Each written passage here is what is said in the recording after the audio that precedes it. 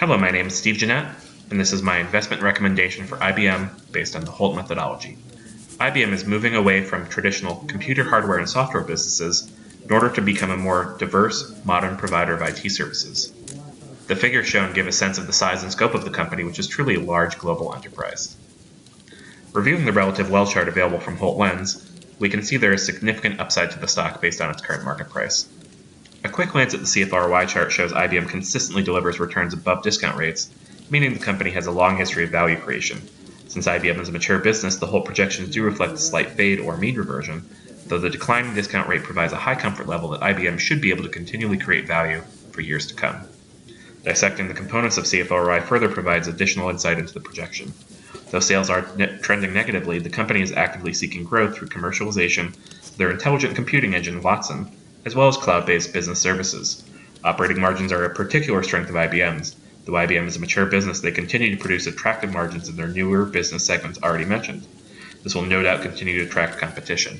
And despite the capital-intensive nature of IBM's investments, they continue to produce an asset turn ratio greater than 1, even if it does vary slightly over the years. Though the company has historically not maintained consistent asset growth, this is changing.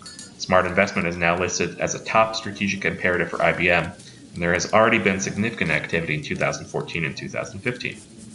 When looking at this chart, it's important to remember that due to the sheer size of IBM, even marginal and single-digit growth rates can be quite material to the company's prospects.